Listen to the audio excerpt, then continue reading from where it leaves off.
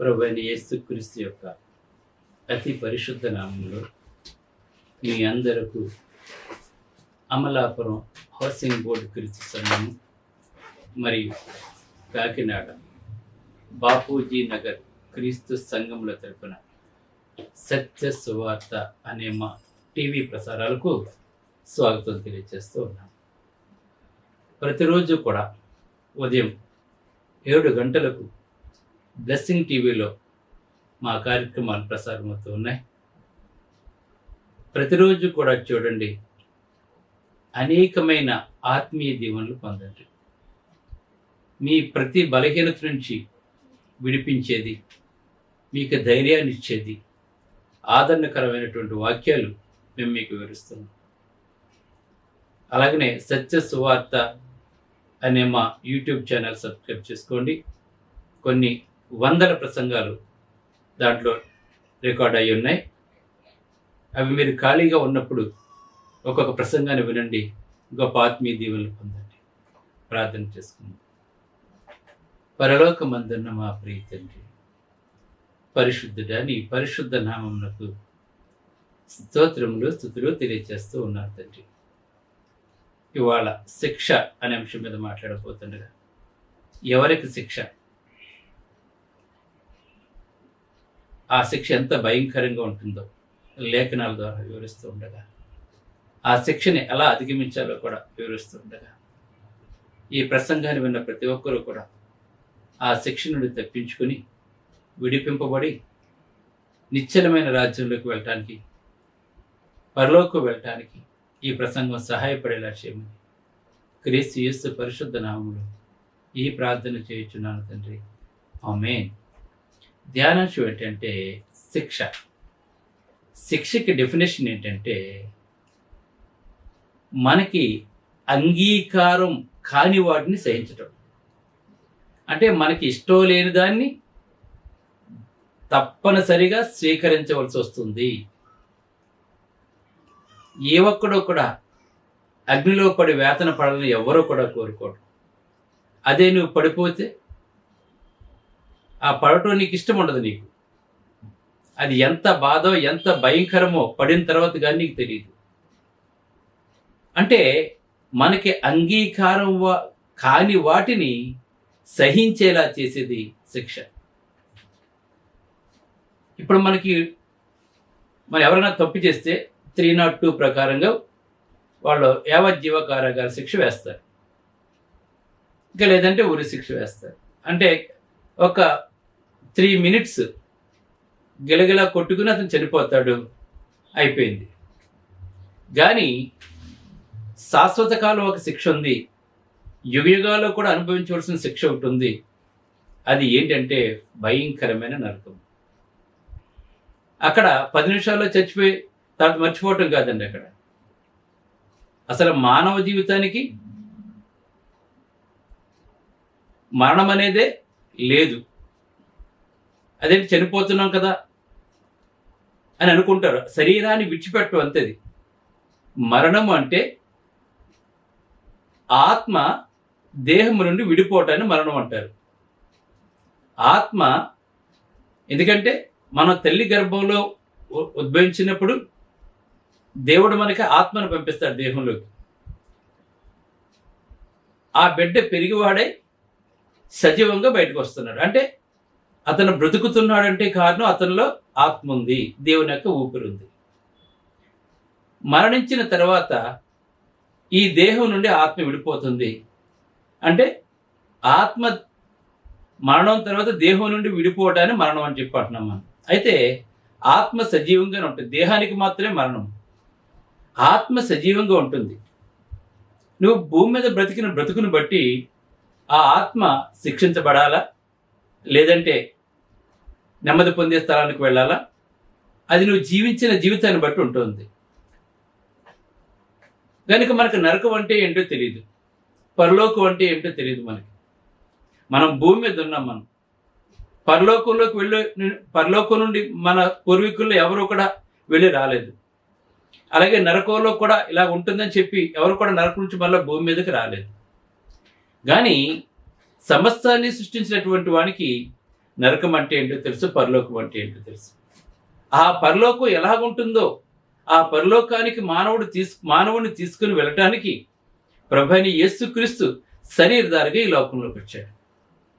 అంటే పరలోకంలో ఉన్నటువంటి వాడు, పరలోకమునకు దారి తెలిసినటువంటి వాడు, పరలోక జీవైనటువంటి ప్రభువైన యేసుక్రీస్తు వారు తాను సృజించిన మానవుడు పాపంలో పడిపోయి తిరిగి మళ్ళా పరలోకానికి వెళ్లకుండా కోల్పోతే, అంటే మీరు గమనించండి, ఇక్కడ ఏదైనా తోటలో చక్కగా సంతోషంగా జీవిస్తున్నటువంటి ఆదాము అవ్వలు పాపం చేసి ఆ తోట నుంచి బయటికి వెళ్ళగొట్టబడ్డారు. మళ్ళా వెళ్లకుండా, ఆ తోటలోకి వెళ్లకుండా దేవుడు అక్కడ అగ్ని జ్వాలలో అంటే కెరూబుల్ని అక్కడ పెట్టినట్టుగా మనం దైవగ్రంథం మనకు తెలియజేస్తూ ఉంది. అంటే అక్కడికి వెళ్ళాలి అంటే అక్కడ అగ్ని ఉందండి. అక్కడ కానీ అగ్ని దాటి వెళ్ళలేడు ఆదాము అవ్వలు. పాపం చేశారు. పాపం వల్ల ఏమొచ్చిందంటే దేవునికి దూరం అయిపోయారు. అంటే పరలోకానికి వెళ్లకుండా వాళ్ళు కోల్పోయారండి వాళ్ళు. కానీ అప్పుడు పాత నిబంధన కాలంలో పశ్చాత్తాపము, పాప క్షమాపణ, మారు మనసు, మళ్ళీ దేవుని వైపు తిరిగినట్లయితే దేవుడు క్షమించి వాళ్ళకి ఒక మార్గం చూపించాడు. అయితే ఇప్పుడు ఏంటంటే ఆదాము ద్వారా మరణం వచ్చింది.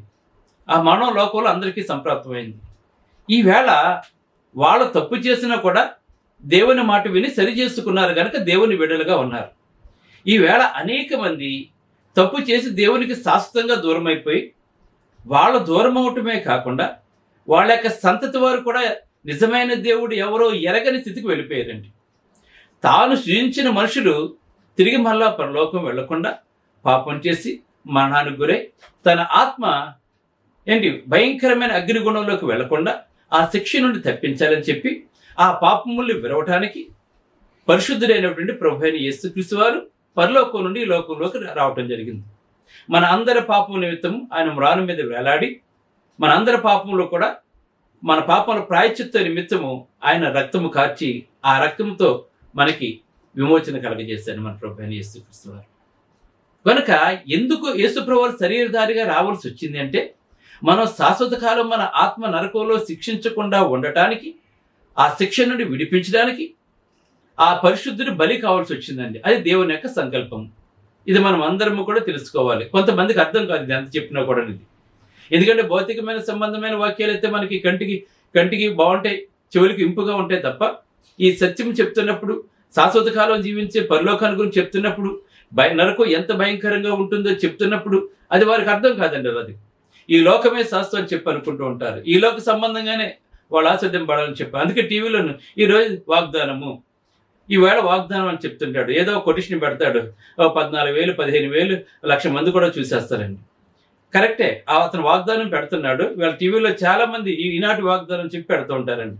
అండ్ పెద్ద ఎవరండి గొప్పగా పిలువబడినటువంటి సెలబ్రిటీలుగా పిలువబడుతున్నటువంటి వారు పెడుతూ ఉంటారు. నిజమే, ఆ వాక్యం చదివిన వాడికి కష్టం రావట్లేదా? ఆ వాక్యం చదివినటువంటి వాడికి అనారోగ్యం రావట్లేదా? ఆ వాక్యం చదివినటువంటి వాడు శోధనలో పడ్డా? ఎప్పుడు కూడా పాజిటివ్ వాక్యాలే పెడతారండి వాళ్ళు.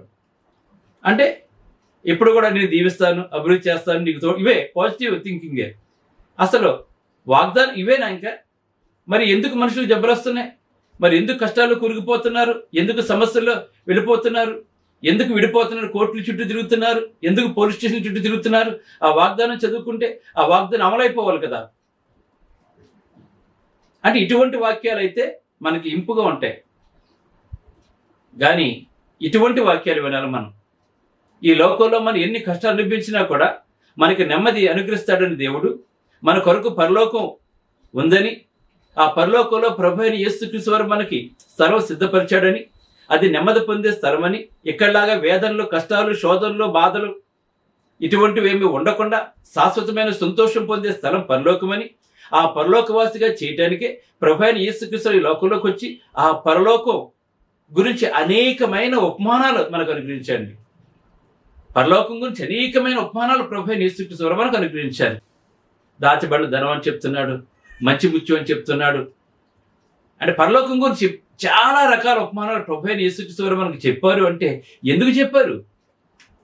మన ఈ మరణించిన తర్వాత మన ఆత్మ దేహాన్ని విడిచిపెట్టిన తర్వాత ఆ నిత్య నరకంలోకి వెళ్ళి శాశ్వత కాలము ఆ శిక్ష పడకుండా ఉండటానికి, మనకు అంగీకారం లేని శిక్షను మనం అనుభవించవలసి వస్తుందండి.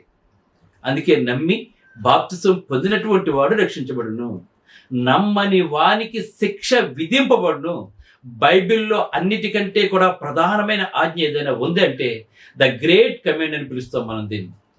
నమ్మి బాప్సం పొందితే నువ్వు రక్షించబడతావు. ఎక్కడి నుంచి రక్షించబడతావు? ఆ నరకానికి, ఆ వేదనకరమైన స్థలానికి వెళ్లకుండా, ఆ శాశ్వత కాలము యుగయుగాలు ఆ బాధను అనుభవించకుండా, పురుగు అగ్ని ఆరదు, పురుగు చావదు. అక్కడ నిన్ను ఎవడో కూడా తప్పించడానికి కానీ మారు మనసు పొందడానికి కానీ నీకు అవకాశం ఉండదు. అక్కడ నీకు అంత భయంకరం. ఆ నరకంలోకి వెళ్లకుండా ఇటువంటి సువార్త మీకు ప్రకటించి ఆ నరకం నుండి పరలోకానికి తీసుకుని వెళ్ళాలని సత్యమైన వాక్యాలు మీకు ప్రకటిస్తున్నా. సత్య సువార్త. సత్య సువార్త అంటే వాక్యం ఉన్నదన్నట్టుగా యేసుక్రీస్తు గురించి చెప్పేది సువార్త. ఎంతో ప్రయాసటువంటి వాక్యాలు చెప్తున్నాం. మీరు వినండి, ఈ వాక్యాలు మళ్ళీ షేర్ చేయండి, ఇతరులకు చెప్పండి. ఒక మంచి వర్తమానం మేము వింటున్నాం, మీరు కూడా వినని చెప్పండి. కల్లబల్ల మాటలు వినకండి, అబద్ధపు వాగ్దానాలు నమ్మకండి. అంటే దేవుడు చెప్పిన వాగ్దానాలు అబద్ధం అంటారా? అబద్ధం అని నేను అన్నాను నేను. కానీ 365 రోజులు కూడా నువ్వు సంతోషంగానే ఉంటావా? మీ ఇంట్లో ఎవరో చనిపోరా, నీకు ఏడుపు రాదా? నీకు మీ ఇంట్లో ఎవరికి కష్టాలు రావా? ఎవరికి బాధలు రావా? అనేక మంది అప్పుల్లో లేరా? అనేక మంది కుటుంబ సమస్యలతో బాధపడలేదా? ఉన్నాయి. ఎన్నిటినీ అధిగమించలేదు. అందుకే దేవుడు చెప్తున్నాడు, ఎవరో వాగ్దానం పెడితే చదువుకుంటే మనం అయిపోదని మంది. వీళ్ళందరూ కూడా బ్రతకడానికి చేస్తున్నారు సేవండి వీళ్ళు. అది కాదండి.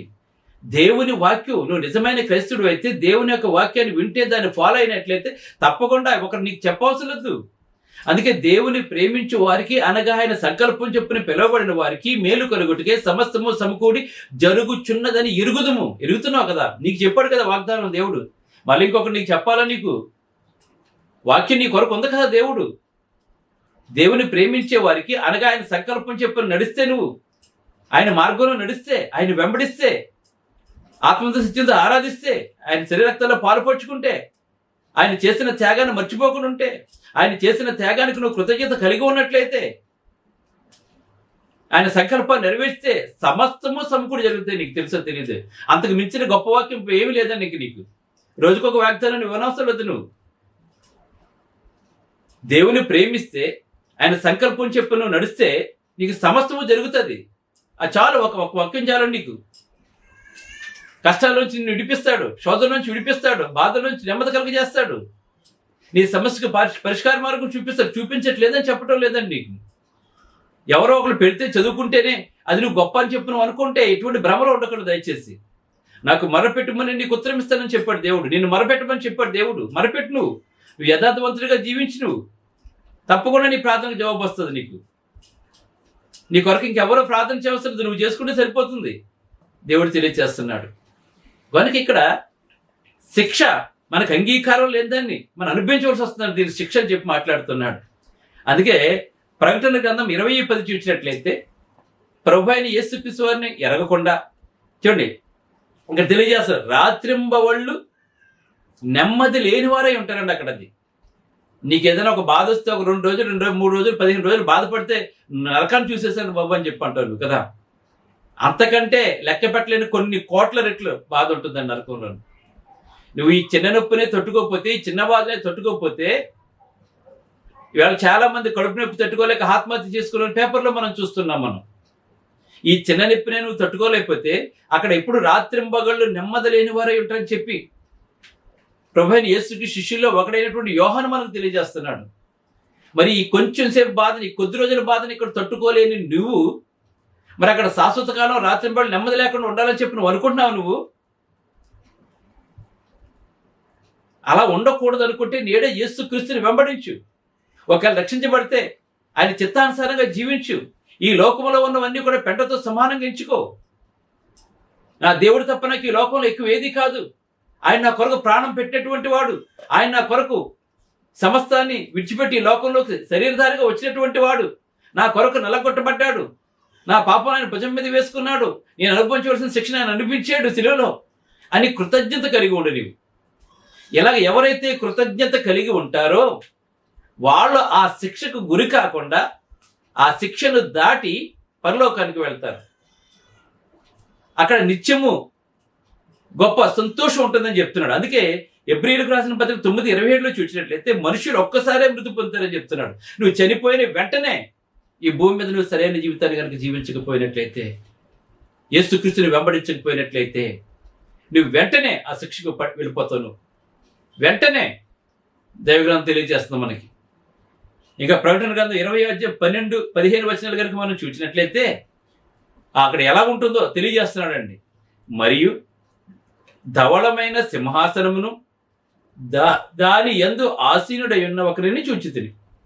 మరియు అక్కడ తీర్పు రోజున ఈ ప్రపంచం అంతమైపోయినప్పుడు, యేసుప్రభు రెండో రాకడలో వచ్చినప్పుడు, ఈ ప్రపంచం అంతమైపోయినప్పుడు అక్కడ ఆదాము దగ్గర నుంచి మొదలుకొని ఎన్ని కోట్ల మంది అయితే ఉన్నారో, ఎన్ని ట్రిలియన్స్ మంది అయితే ఉన్నారో, వాళ్ళందరూ కూడా ఆ సింహాసనం ఎదుట నిలబడతారని చెప్తున్నాడండి. మరియు ధవళమైన సింహాసనమును దాని యందు ఆసీనుడయ్యున్న ఒకరిని చూచితిని. మరియు గొప్పవారేమి కొద్దివారేమి మృతులైన వారందరూ ఆ సింహాసనం ఎదుట నిలిచిండుట నేను చూచితిని మాట్లాడుతున్నాడు యోహాను. మనకు దేవుడు తెలియజేస్తున్నాడు ఆ తీర్పు దినం ఎలా ఉంటుందో, అక్కడ ఎవరెవరు ఉంటారో, గొప్పవారు ఉంటారు, కొద్దివారు ఉంటారు. ఇక్కడ తెలియజేస్తానండి. మరియు మృతులైన వారందరూ కూడా ఆ సింహాసనం ఎదుట నిలబడాలండి. అప్పుడు దేవుడి దగ్గర 2 గ్రంథాలు ఉంటాయి. ఆ గ్రంథాలు విప్పుతాడండి ఆయన. అప్పుడు గ్రంథములు విప్పబడును, జీవ గ్రంథమును వేరొక గ్రంథమును విప్పబడని మాట్లాడుతాండి. ఇక్కడ ఒకటి జీవ గ్రంథం ఉంటుంది, ఒకటి వేరొక గ్రంథం ఉంటుంది. జీవ గ్రంథంలో ఎవరి పేర్లు ఉంటాయి? ఎవరైతే యేసుక్రీస్తుని దేవుని కుమారుడుగా ఒప్పుకుంటాడో, ఆయన నా పాపం నిమిత్తం ఈ లోకంలోకి వచ్చాడు, నా కొరకు చనిపోయాడు, సమాధి చేయబడ్డాడు, మరణం ఆయన ఏమీ చేయలేకపోయింది, మరణం నుంచి తిరిగి లేచాడు, ఇప్పుడు తండ్రి కృపాక్షణ ఆసీనుడై ఉన్నాడు. అలాగనే ప్రభు అయిన యేసుక్రీస్తుని కనుక దేవుని కుమారుడుగా అంగీకరిస్తే, ఆత్మతో సత్యముతో నేను ఆరాధిస్తే, ఆయనను వెంబడిస్తున్నట్లయితే నేను కూడా మరణాన్ని గెలుస్తాను. ఆ యేసుప్రభు ఎక్కడైతే ఉన్నాడో నేను కూడా అక్కడ ఉంటాను. ఒకవేళ చనిపోతే ఆ భయంకరమైన చోటుకి వెళ్లకుండా పరిశుద్ధులందరూ ఎక్కడైతే పరదేశంలో విశ్రాంతి తీసుకుంటున్నారో అక్కడికి వెళ్తాను. యేసుప్రభు రెండో రాకడలో వచ్చినప్పుడు, ఈ సృష్టి అంతా లయమైపోయినప్పుడు, అప్పుడు తీర్పు జరిగినప్పుడు, ఆ తీర్పు తర్వాత ప్రభు అయిన యేసుక్రీస్తు పరిశుద్ధులతో కూడిన పరలోకంలో ఉంటాను అని ఎవరైతే జీవిస్తారో, పరలోకం కొరకు ఈ లోకంలో ఉన్న సమస్తాన్ని ఎవరైతే విడిచిపెడతారో వారి పేర్లు మాత్రమే జీవగ్రంథంలో ఉంటాయండి. దేవుడు స్వరక్తం ఇచ్చి సంపాదించిన తన సంఘములో ఆనాడు అపోస్తలుల బాధను ఎవరైతే, ఈనాడు అపోస్తలుల బాధను ఎవరైతే అనుసరిస్తారో వాళ్ళ పేర్లు మాత్రమే జీవగ్రంథం ఉంటాయండి. దేవుడు స్థాపించిన సంఘంలో ఉన్న మనుషులు కల్పించిన పద్ధతుల్లో దేవోపదేశాలుగా బోధించి అక్కడ నువ్వు ఉన్నా, లేకపోతే యేసు ప్రభువుని దేవుని కుమారుడిగా అంగీకరించకపోయినా నీ పేరు ఎట్టి పరిస్థితులను కూడా జీవ గ్రంథంలో ఉండదండి. ఆ జీవ గ్రంథంలో ఎవరి పేర్లు ఎత్తుంటే వాళ్ళ శాశ్వత కాలం ప్రభుత్వంతో పాటు నెమ్మది కలిగి జీవిస్తూ ఉంటారండి వాళ్ళు. వేరొక గ్రంథం ఉంది, ఇక్కడ మాట్లాడుతున్నాండి. అక్కడ వేరొక గ్రంథం ఇప్పడును ఆ గ్రంథముల యందు వ్రాయబడి ఉన్న వాటిని బట్టి తమ క్రియలు చొప్పున మృతులు తీర్పు పొందిరి. ఎవని పేరైనను జీవ గ్రంథమందు వ్రాయబడి ఉండని వాడు అగ్నిగుండములో పడవేయబడును. గమనించండి, శిక్ష నీకు ఇష్టం లేనిది, నీ పేరు కనుక జీవ గ్రంథంలో లేకపోయినట్లయితే, వేరొక గ్రంథంలో కనుక నీ పేరు ఉన్నట్లయితే నువ్వు ఎక్కడుంటావు? అగ్నిగుండంలో పడవేయబడతావు. ఎంత భయంకరంగా ఉంటుంది అంటే అంత భయంకరంగా ఉంటుందండి. ఇంకా అక్కడ ఎవరుంటారు? ఆ శిక్షకి ఎవరు పాత్రులు అంటే కీర్తన గ్రంథము 9:17 తెలియజేస్తున్నాడండి.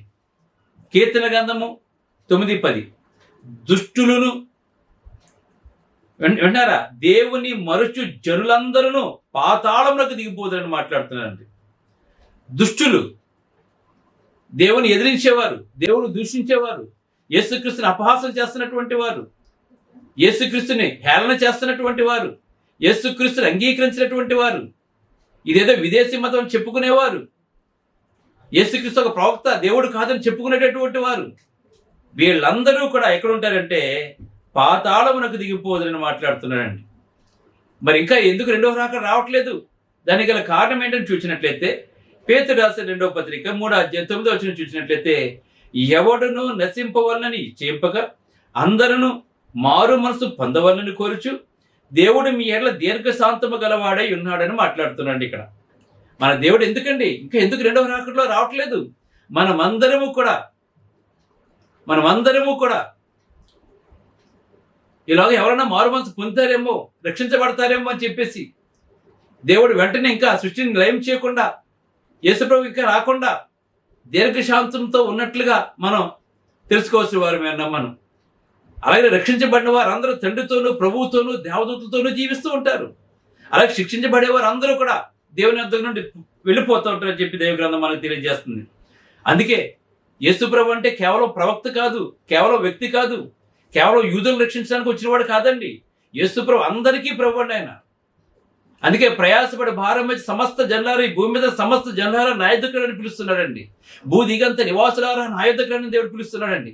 ఆయన ఒక జాతికో, ఒక దేశానికో, ఒక మతానికో, లేదా కొందరు వ్యక్తులకు చెందిన దేవుడు కాదని ఆయన ప్రపంచాన్ని నిర్మించినటువంటి వాడు. కలిగినదంతా ఆయన ద్వారానే కలిగింది. ఆయన లేకుండా ఏది కూడా కలగలేదండి. తెలుసుకోవాలి మన అందరూ కూడాను. అందుకే మత్తయి 28:18 మాట్లాడుతున్నాడు, పరలోకమందును భూమి మీద నాకు సర్వాధికారం ఇవ్వబడిందని చెప్తున్నాడు యేసు ప్రభువు అండి. పరలోకంలో కూడా ఆయన సర్వాధికారం ఉంది, భూమి మీద కూడా సర్వాధికారం ఉంది. కనుక అటువంటి గొప్ప దేవుడిని మనం స్మరించుకోవాలి, అటువంటి గొప్ప దేవుడిని మనం ఆరాధించాలండి. అందుకే హెబ్రీయులకు రాసిన పత్రిక 7:25 ఆయన పరలోకంలో ఉండి మన పక్షమును విజ్ఞాపన చేయుటకు నిరంతరము జీవించుచున్నాడు గనక సంపూర్ణంగా రక్షించుటకు శక్తిమంతుడై ఉన్నాడు మన ప్రభువైన యేసుక్రీస్తు అండి. వాళ్ళు రక్షించబడిన వాళ్ళు ఏదైనా పొరపాట్లు చేస్తుంటే తండ్రికి విజ్ఞప్తి చేస్తున్నాడండి. మన తరపున తెలియజేస్తున్నాడు మనకి. సంపూర్ణంగా రక్షించడానికి శక్తిమంతుడై ఉన్నాడండి ఆయన. ఆయన ప్రాణం పెట్టగలడు, మళ్ళీ తీసుకోగలడండి ఆయన. చచ్చిపోయినట్టు దేవుడు అంటే మాట్లాడుతుంటారు. చచ్చిపోవడం వరకునే నీకు తెలుసు, నీకు ఆయన తిరిగి లేచిన సంగతి నీకు తెలియదండి. నీకు చెప్పిన నీకు అర్థం కాదండి అది. కనుక దైవ గ్రంథం క్లియర్గా తెలియజేస్తుంది. కనుక మన అంగీకారమైన శిక్షలకు మీరు వెళ్లకుండా ఉండాలంటే, మీరు ఇంకా రక్షించబడకపోతే నేడే యేసుక్రీస్తు దేవుడు కుమారుడు ఒప్పుకోండి. ఒకరు రక్షించబడితే జాగ్రత్తకరమైన జీవితాన్ని జీవించండి. నువ్వు చేసే ప్రతి క్రియ కూడా నీ వెనకాల వస్తుంది. కనుక నిత్య జీవానికి వెళ్ళేవాడు కానీ ఉండాలి, కానీ ఆ శిక్షలకు నువ్వు వెళ్లకుండా ఉండాలని కోరుకుంటూ ప్రార్థన చేసుకుంటాం. పరిశుద్ధుడు వేరు తండ్రి, పరలోకమందున్న దేవా, నీ పరిశుద్ధ నామమునకు స్తోత్రాలు. శిక్ష ఎంత భయంకరంగా ఉంటుందో తండ్రి, ఆ శిక్షను తప్పించుకోవటం నీ కుమారుడు మా కొరకు భరించేవారు తండ్రి. ఎవరైతే యేసుక్రీస్తుని దేవుని కుమారుడు అంగీకరిస్తారో వాళ్ళు ఆ శిక్షను తప్పించబడి తండ్రి, కుమారుడు, దేవదూతలు అంత పరిశుద్ధులతో పరలోకంలో సంతోషంగా జీవిస్తాను. పరలోకమే శాస్త్రం కనుక నాయన ఈ లోక సంబంధాలుగా జీవించకుండా చేయమని, ఈ సత్యం ప్రపంచం అంతా తెలుసుకొని ప్రభు నేను అంగీకరించేలా చేయమని, ఈ దాసులు చేస్తున్న సేవను దీవించి అమలాపురం, కాకినాడ, తరాలకు చచ్చిపోయి నిర్మించుకోవాలి నీ గుప్పిలిప్పు ఆస్వాదించి ప్రభు ఇదిగో తండ్రి ప్రపంచ స్థాయిలో సువార్తను పాటించేలా చేయమని, ఈ వాక్యాన్ని ప్రతి ఒక్కరిని పేరు పేరు వస్తున్న బలపరిచి దీవించమని క్రీస్తునామమున వేడుకొనుచున్నాను తండ్రి. ఆమేన్. మీ అందరికీ వందనాలు. బ్రదర్ జార్జ్ రాజు వారా, church of Christ, housing board, Amalapuram, near KIMS medical college, Konaseema district, 523201. Mobile number 9848730355, 92933174887. Email ID georgerajuvara@gmail.com. Website www.helpingforpoor.com.